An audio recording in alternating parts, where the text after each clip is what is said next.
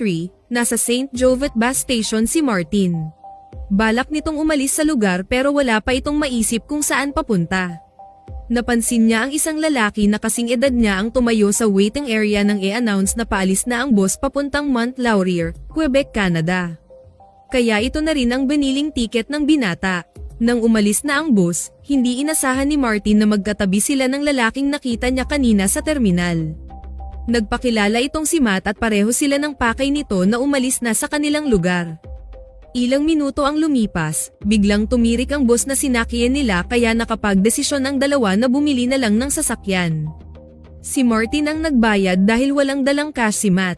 Habang bumibiyahe sila, marami nang naikwento si Matt kay Martin tungkol sa buhay nito. Nang biglang sumabog ang gulong ng kotseng dala nila. Hindi marunong magpalit ng gulong si Martin kaya si Matt na ang gumawa. Napatingin si Martin sa paligid habang tinitingnan lang si Matt sa ginagawa nito. Napakatahimik ng kalsada. Dito na pala may binabalak na masama ang binata. Nakita ni Martin ang isang kotseng paparating.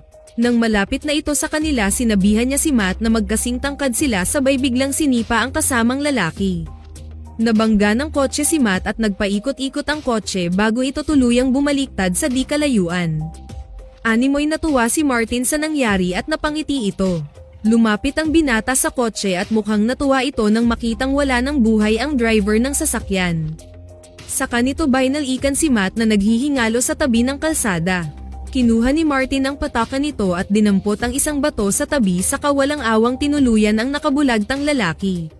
Maya-maya ay naglalakad na si Martin palayo sa lugar bitbit ang mga gamit ni Matt. At kinakanta na nito ang kanta ng pinatay na binata. Hindi na-solve ang karumal-dumal na nangyari kay Matt. Paglipas ng mga taon, nasundan pa ang parehong klase ng krimen. Karaniwang biktima ay mga kalalakihan na halos pare-pareho ang tangkad at pangangatawan. Nakaramihan sa mga biktima ay wala ng pagkakilanlan. Hanggang isang araw sa kasalukuyan, may nahukay na bangkay sa isang construction site. Sa kabilang banda ng araw ding iyon, mabilis na bumaba ng ferry ang matandang babae na si Rebecca. Bakas sa mukha nito ang takot. Lumapit agad ito sa pulis para mag-report tungkol umano sa anak nitong lalaki na 19 years nang patay. Pagdating sa police station, inilahad ni Rebecca na matagal nang patay ang kanyang anak. Hindi umano siya magkakamali na ang anak niya talaga ang nakita sa ferry. Alam kasi nito kung gaano kadelikado ang lalaki na ang tinutukoy ni Rebecca ay walang iba kundi si Martin. Ilang araw ang lumipas, inimbitahan ng Montreal Police Director si FBI Agent Ilana para tulungan silang resolbahin ang serial killings ng mga kalalakihan sa nakalipas na mga taon. Galit na galit si Inspector Joseph sa ediyang ito dahil hindi na raw umano nila kailangan ng tulong. May kakayahan umano silang resolbahin ang mga kasong ito. Hindi nila nahanap si Ilana sa airport dahil dumiretso na pala ito sa crime scene. Nadatnan ito ng mga pulis na nakahiga sa hukay. Sinabi agad ng agent ang mga obserbasyon nito sa krimen. Na nakaplano na umano ang pagpatay sa biktima. Minanmanan na umano ito ng sospek ng ilang linggo bago pinaslang. At gaya ng mga nakaraang biktima, pare-pareho ang taas ng mga ito. Dagdag pa ni Ilana na nasisiyahan umano ang sospek sa style ng pagpatay nito sa kanyang biktima. Bago natapos ang araw na iyon, tiningnan muna ng agent ang bangkay saka ito umuwi sa apartment. Nang sumunod na araw, meron na namang bagong biktima ang serial killer. At sa pagkakataong ito, may nakakita sa pangyayari. Si James Costa na isa umanong art dealer. Pina-check nila ang background nito at wala silang nakitang kakaiba. Habang kwininto nito ang nangyari kay Joseph, nakamasid naman sa kabilang kwarto si Ilana at Director Hugo. Maya-maya ay bumalik na si Joseph at sinabi nitong hindi umano niya mabasa ang pagkatao ni James. Kaya nagpaalam si Ilana kung pwede siya naman ang kumausap sa witness. Pumayag ang director pero makikita sa mukha ni Joseph ang pagtutol dito. Binigyan ng agent si James ng drawing pad para sketch nito ang suspect na nakita umano nito. Inobserbahan ng babae ang mga galaw ng lalaki habang ginuguhit nito ang mukha ng suspect. Ilang saglit ang lumipas, sinadya ni Ilana na ilaglag ang alambreng isinakal ng suspect sa biktima. Nang makita ito ni James, bakas sa mukha nito ang takot at nervyos. Tumayo ang lalaki at umatras palayo sa mesa. Nang bumalik na si Ilana sa observation room, sinabi agad nito ang mga naobserbahan kay James. Totoo umano ang naging reaksyon ng lalaki nang makita nito ang alambre. Dahil ang mga sospek raw na may diferensya sa pag-iisip, hindi ma-react gaya ng naging reaksyon nito.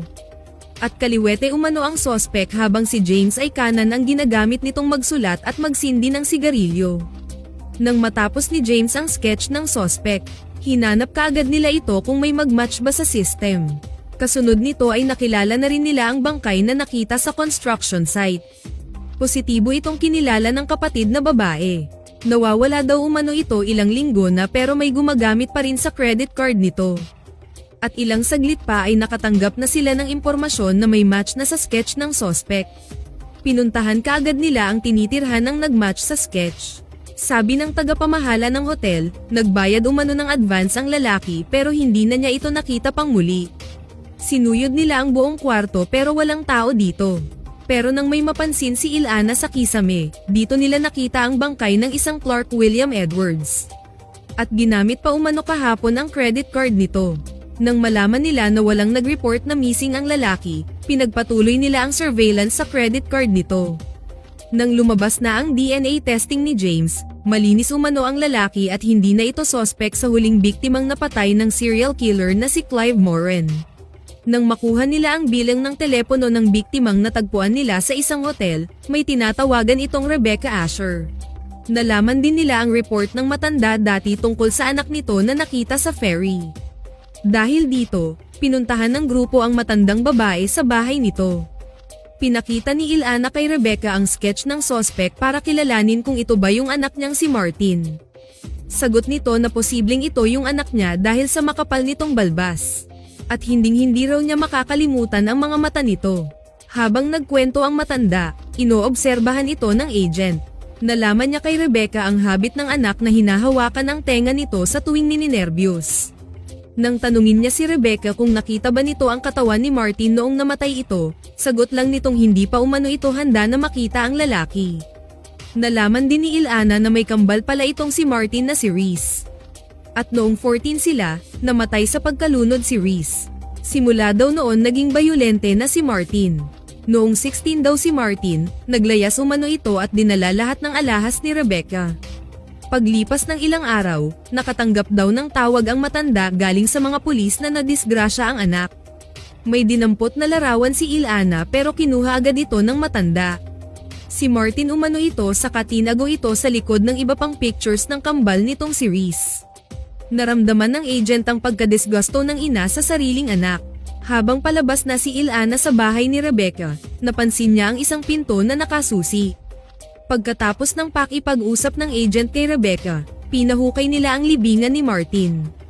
At dito nila nalaman na hindi ito ang bangkay ng anak ng matanda. Kaya pina-check-in agad nila sa isang hotel si Rebecca para sa kaligtasan nito. Kinabukasan, nag-present si Ilana sa buong team sa kanyang natuklasan sa kaso ni Martin. Na ang mga biktima ng lalaki ay ninanakawan nito ng personalidad. Ginagamit nito ang mga katauhan ng kanyang mga biktima. Minamanmanan at pinag-aaralan umano nito ang buhay ng bibiktimahin. Karamihan umano sa mga ito ay yung mga wala masyadong kaibigan at tahimik lang ang pamumuhay. Isang gabi, pinuntahan nila ang gallery ni James dahil pinasok umano ito ng magnanakaw. Pero wala namang importanteng bagay ang nawala dito. Kaya mas lalo pa umanong hihigpitan ang pagbabantay sa lalaki baka balikan ito ng serial killer. Maya-maya lang ay napansin ni Ilana sa kalendar ni James ang pangalang Clark William Edwards. Alam nila na patay na ang lalaking ito. Nang tanungin nila ang art dealer tungkol dito, ang sagot lang nito hindi kilala ang lalaki at marahil ay potential buyer umano niya. Kaya nagdesisyon ang mga pulis na e-surveillance ang meeting ni James kay Clark at para mahuli na raw nila ang taong gumagamit sa katauhan ni Clark. Naakala nila ay ito na ang serial killer. Pero walang Clark na dumating sa meeting place. Kaya pinauwi na lang nila si James.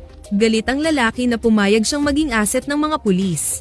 Lagi umanong namamatay ang mga asset sa mga ganitong sitwasyon. Nang ihatid nila si James sa bahay nito, nagkaroon ng pagkakataong magkausap si Ilana at ang lalaki. Hindi nila maipagkakaila na pareho silang may nararamdaman para sa isa't isa. Kinabukasan kinausap ni Ilana ang director na babalik na siya ng US. Sinabi niya dito na attracted siya sa witness at ayaw niyang maging rason ito na hindi niya magawang mabuti ang kanyang trabaho. Pero pinakiusapan siya ng director na kailangan siya nito para mahuli ang killer. Walang nagawa si Ilana kundi pagbigyan ang hiling ng director. Sa araw ng show ni James, may isang lalaki na nagpakita dito. Napansin ito ng team ni Ilana. Pero bigla itong tumakbo nang makita nito ang mga pulis sa paligid. Sinubukan nila itong habulin pero mabilis na wala ang lalaki sa maraming tao. Para maprotektahan si James sa serial killer, ililipat na muna ng mga pulis ang lalaki sa ibang lugar. Paalis na si James sa bahay nito nang sumulpot ang nasabing lalaki galing sa likuran, ang akala nilang serial killer. Naglaban ang dalawang lalaki. Narinig ni Inspector Duval si James na humihingi ng tulong kaya umakyat ito. Pero nabaril ang inspector. Siya namang pagdating ni Ilana sa baba kaya umakyat agad ito nang marinig ang mga putok. Pero wala na si James at ang serial killer sa taas. Nakita rin niya ang nakabulagtang inspector at wala na itong buhay. Narinig ng agent ang pag-alis ng sasakyan kaya sinundan niya ang mga ito. Naghahabulan sila sa kalsada. Pagdating nila sa may tulay, bumangga ang kotseng sinakyan ng dalawa sa barrier. Namatay agad ang serial killer sa pagkabangga, pero pinagbabaril pa rin ito ni James. Maya-maya ay biglang nagliyab ang kotse at sumabog ito. Ilang saglit ang lumipas, tinatahinan ng doktor ang sugat ni James. Dito na sinabi ng director na nagmatch ang DNA ni Martin sa natagpuang buhok sa huling biktima nitong si Clive Moran.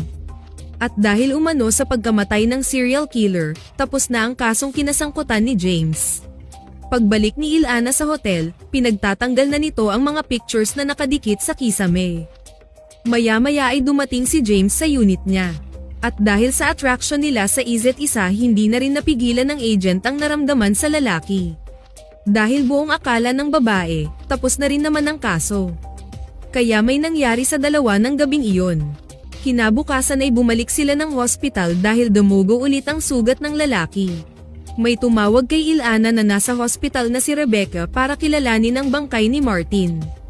Pagdating nila sa morgue, sinilip ng matanda ang mata ng namatay na serial killer. Pero pagkatapos nitong tingnan ang mata ng bangkay, hindi nagsalita ang matandang babae at dumiretso itong lumabas. Sinundan ito ni Ilana pero hindi na niya ito naabutan sa elevator. Walang kaalam-alam si Rebecca na nakasakay din pala sa elevator na iyon si James. Nang makita nito ang ina, binati pa ito ni Martin. Si James Costa pala ang totoong Martin Asher na serial killer. Dito sinumbatan ni Martin ang nanay nito, na ang gusto lang naman sana nito ay ang mahalin ng ina. Pero dahil mas paborito umano ni Rebecca ang kakambal nitong si Reese, balewala lang si Martin dito. Sinira umano ng ina niya ang lahat. Sinagot siya ni Rebecca na hindi umano siya natatakot sa lalaki. Tumakbo si Ilana sa ground floor para maabotan niya si Rebecca. Pero pagbukas ng elevator, nakita niya si James. Dito niya napagtanto na ang lalaki pala ang totoong Martin dahil sa hawak nitong pugot na ulo ni Rebecca. Parang wala ito sa sarili habang nakatingin kay Ilana. Na-shock din si Ilana sa nakita. Sinalubong siya ng director at Joseph nang mapaluhod siya. Sinabi niya sa mga ito na si James pala si Martin, ang totoong serial killer. Hinabol nila ito sa elevator pero wala na ang lalaki dito. Ilang sandali ang lumipas, nasa train station na si Martin. Habang bumibili ito ng tiket, nakita nito ang isang lalaki na pinapalo ang vending machine. Nang pasakay na ang mga pasahero sa train, hinabol ni Martin ang lalaki at ibinigay dito ang isang pack ng sigarilyo. Nakita niya umano ito sa vending machine. Nang mga oras na iyon nasa bahay na ni James ang mga pulis. Galit na galit si Joseph na naisahan sila ng lalaki. Na ipinagkatiwala nila ang kanilang kaso kay Ilana. Nalaman na din ng mga pulis na yung akala nilang serial killer na gustong pumatay kay James ay si Christopher Hart. Isang drug addict at magnanakaw ng painting. May utang pala si Martin dito kaya hinahabol nito ang lalaki. Balik sa train, magkasamang naninigarilyo si James at ang lalaking binigyan niya ng sigarilyo kanina. Nag-uusap lang ang dalawa pero maya-maya lang ay nag-iba na ang tono ni Martin na ipinagtataka ng kaharap. Paglipas ng ilang oras, tumawag si Martin kay Ilana habang nasa train ito kaya nalaman nila kung saan papunta ang lalaki. Ginamit pa rin nito ang credit card ng isa sa mga biktima na si Clive Moran. Pagdating ng mga pulis sa train station, hindi na nila nakita si Martin dahil may bago na naman itong nabiktima. At gaya ng dati nitong ginagawa, ginamit na naman nito ang katauhan ng lalaking biktima. Dahil sa pagkakamali ni Ilana na nagkagusto ito sa isang witness, natanggal ito sa FBI. Pagkalipas ng 7 buwan, malaki na ang tiyan ng babae. At sa Pennsylvania na rin ito nakatira. Sa isang tahimik at medyo malayo sa kabihasnan ang napiling lugar ng babae. Isang araw, biglang sumulpot si Martin sa bahay na tinitirhan ni Ilana. Sinabi ng lalaki na sinusubaybayan siya nito palagi. Lahat ng mga galaw niya ay alam umano nito. Nang sabihin nitong magbabagong buhay na sila kasama ang kanilang magiging anak, tumanggi ang babae dito. Kaya sinampal siya ni Martin. Sinabihan niya ito na anak ni James Costa ang nasa sinapupunan niya. Nagalit si Martin sa narinig kaya tinulak siya nito. Nang sakalin siya ng serial killer, naabot niya ang gunting sa may mesa. Pinangsangga niya ito para hindi siya malapitan ni Martin pero nakuha din ito ng lalaki. Ilang saglit pa sinaksak siya nito sa tiyan. Napahiyaw sa sakit si Ilana pero nang humarap ang babae, sinaksak niya ang gunting sa dibdib ni Martin. Napaluhod ang serial killer. Dito na ito sinabihan ni Ilana na lahat ng alam nito ay puro drama lang. Saka tinanggal ng babae ang peke nitong tiyan. Maya-maya ay bumulagta na si Martin. Tinawagan agad ni Ilana si Director Hugo. Sinabihan nito ng babae na tapos na ang lahat. Sana nagustuhan niyo ang pelikulang ito. Maraming salamat sa inyong panonood. Kita-kits tayo sa susunod na video.